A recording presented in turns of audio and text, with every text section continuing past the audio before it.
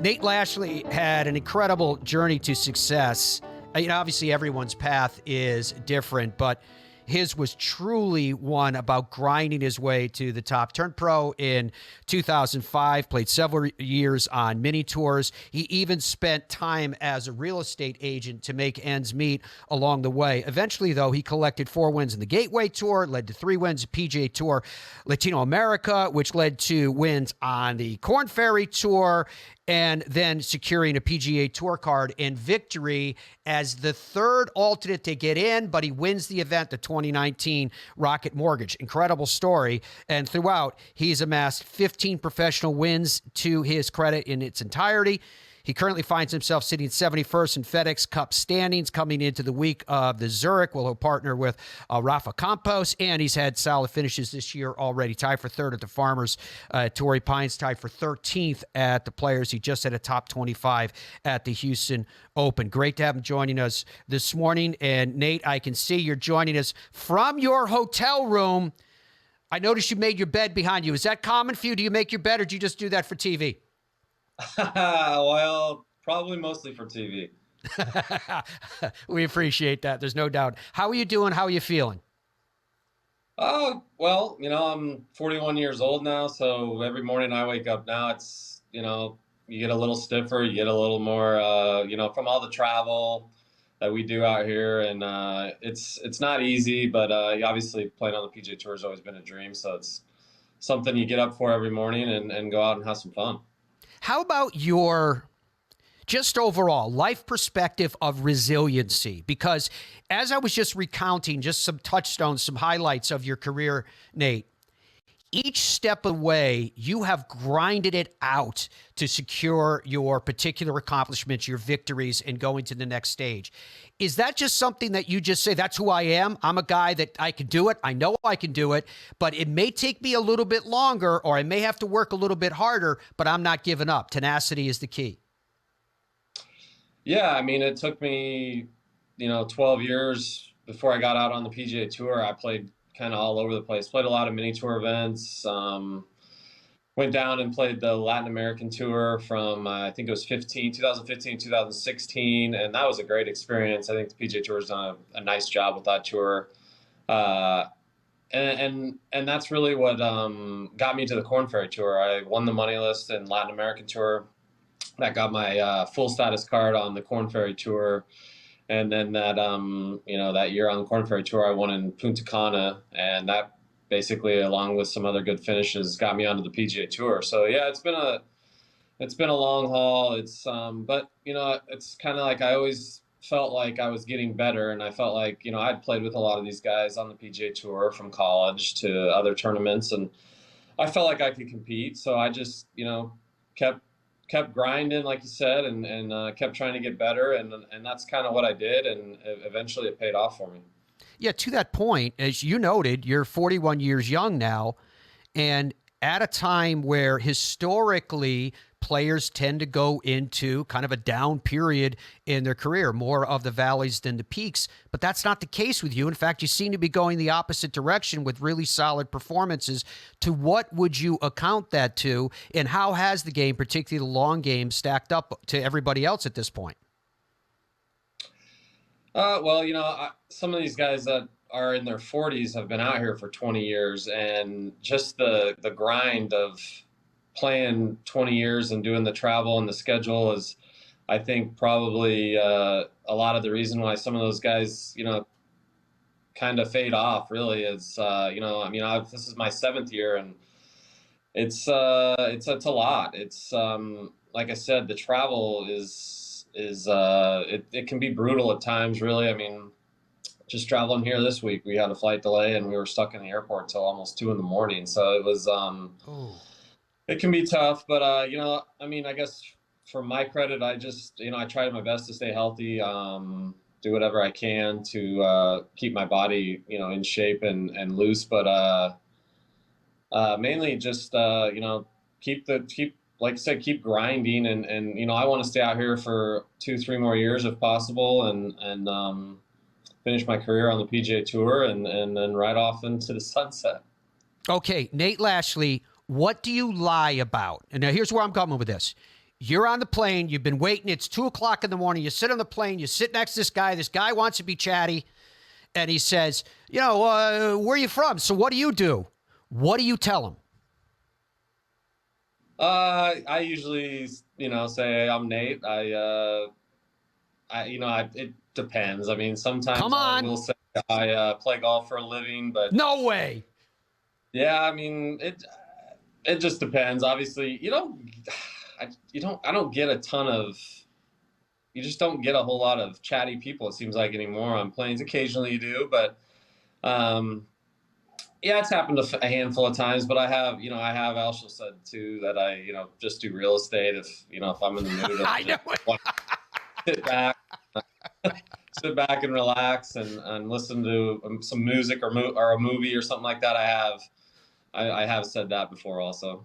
Yeah, I actually do think, in fairness to you, that nowadays, because everybody's got the AirPods, that kind of shuts down a lot of communication. Lee Trevino used to say he'd curl up into the corner of the seat and pull his hat down. Everybody left him alone. The people are now saying officially the answer to that question is 42% no. That's a very large number of people who are claiming they would not jump into that pond. I got to ask you, Nate, would you jump into that murky water there? Well, it's just this week to Zurich. You're going to jump in when you win this week, right, Nate? Yeah, I don't think you can do it here at the Zurich. There's some gators lurking in the water here, but Nelly Corda winning 5 tournaments in a row. If that was me, I'd jump into about anything because that's pretty amazing.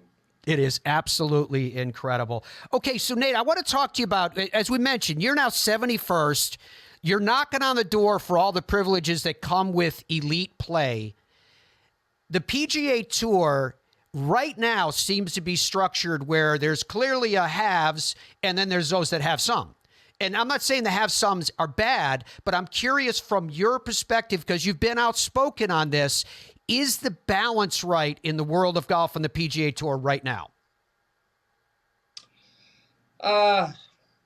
In my opinion, obviously, I don't think so. It is, but I kind of believe that these elevated signature events should be just kind of what they were before in the like the Memorial and Arnold Palmer, invitational events where the top 120 to 130 players get to play in them.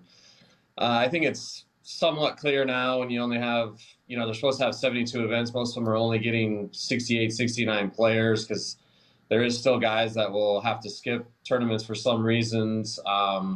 And Scotty obviously has been playing unbelievable and kind of turned some of these events into almost blowouts, but he's playing so well that, that's inevitable. But I think with larger fields, that might not happen. When you add an extra 50 players to these events, that just makes them more competitive. And in my opinion, and a lot of guys on the PGA Tour, their opinion's the same, is that makes the fields stronger, where they keep talking about they want the strongest fields, but our strongest field is the Players Championship, and it's 144 players. So it doesn't make a whole lot of sense that they're playing 70-man fields anymore. That's a good point, because it's finished tied for 13th at that Players too. When you talk about Scotty Sheffler, would you first of all define Scotty Sheffler as a dominating player?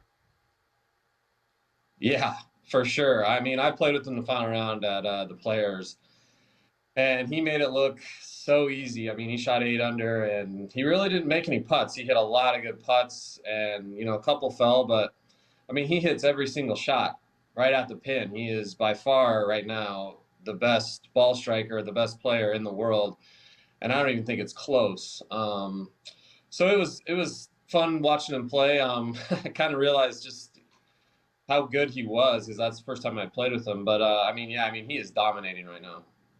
When you have a dominating player, when we think back to the last truly dominating player, right, Tiger Woods, by all measure, there was an intimidation factor that accompanied with Tiger when he was climbing up the leaderboard. If you're looking back over your shoulder and you see Tiger Woods coming at you, is that the case now, or are we at a yet maybe situation with Scotty Sheffler where if he's in the hunt, people start to notice and people start to think to themselves, uh-oh?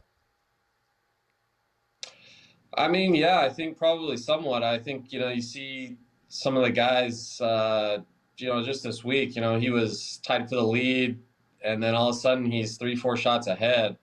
I don't know. I mean, like I said, when I played with him, it was just on cruise control. He just birdie after birdie and shot 8 under, and he had a chance to pretty easily shoot 10, 11 under if just a few putts fall.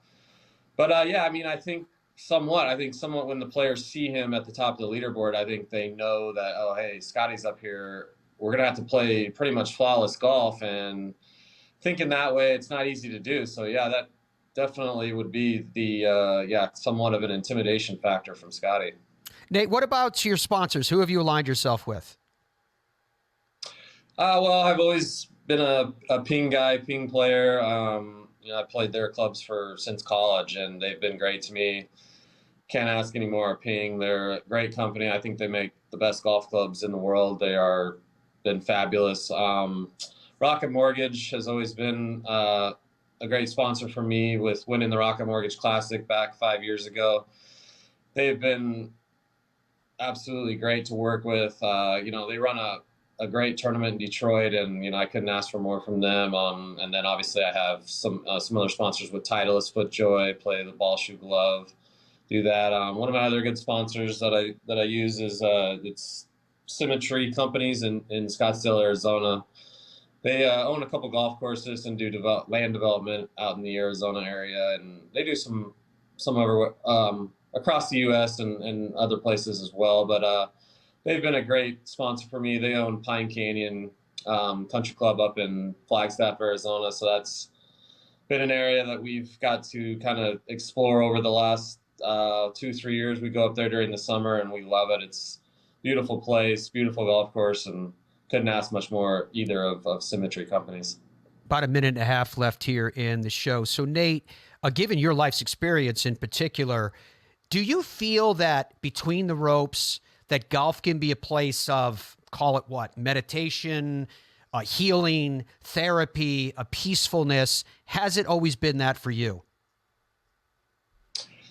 Well, no, definitely. I mean, I think when you're just out playing casual golf, yeah, it can be a place of, relaxation and stuff like that. But when you're playing, PGA Tour and competitive events, it can be stressful. It can wear on you, because we don't have guaranteed contracts out here. It's basically what you play, how you play is what you get, and maintaining your status every year can be, extremely stressful. And it comes with the game. It comes with playing golf for a living. But it's something I've always enjoyed, the competitiveness.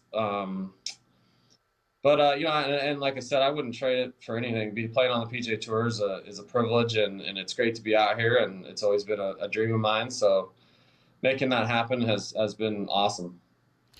Nate, we wish you the very, very best with your career, with the path that you're on, particularly this week. We're looking forward to you jumping into the pond. Zurich, you committed to that, didn't I, if I remember correctly?